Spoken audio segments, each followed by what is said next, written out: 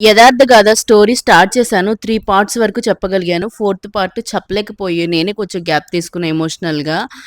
ఎందుకు ఆ ఎమోషనల్ అన్నది స్టోరీ ఎండ్ అయిపోయినంక లాస్ట్‌లో చెప్తాను. ఇంక తులసమ్మ గారికి 2 చెల్లెళ్ళు, ఒక తమ్ముడు. ఆ తమ్ముడికి పెద్ద కూతురినిచ్చింది. అయితే పెద్ద చెల్లెలు భర్త చనిపోవడంతోటి వాళ్ళ అమ్మగారు ఊరొచ్చేసారనమాట. ఇంక అక్కడికొచ్చేసిన తర్వాత తులసమ్మ గారి తమ్ముడు గూడా అక్కనే కదా! భర్త చనిపోయాడు. మనమే తోడుండాలి కదా! అని చెప్పేసి ఆయన కొంచెం డబ్బులు సాయం చేయడము, ఆయనకున్న దాంట్లో సాయం చేస్తూ ఆమెను కూడా బానే చూసుకునేవాడనమాట.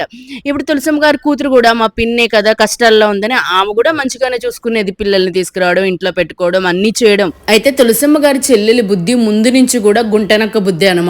వీళ్ళ మీద వాళ్ళ మీద చెప్పడము, ఎవరన్నా బావుంటే చూడలేకపోవడము, వాళ్ళ మధ్య గొడవలు పెట్టడం. ఆవిడది వంకరి బుద్ధి అని అందరికీ తెలుసు. అందుకే అందరూ ఆవిడకి దూరంగా ఉండేవాళ్ళు. కానీ ఎలాగైనా భర్త చనిపోయాడన్నప్పుడు ఎవరో ఒకళ్ళు ఆదరిస్తారు కదా! అలాగే తీసుకొచ్చి పెట్టుకున్నారనమాట. ఆ వంకర బుద్ధిని సొంత అక్క కూతురి మీద గూడా చూపిచ్చిందావిడ.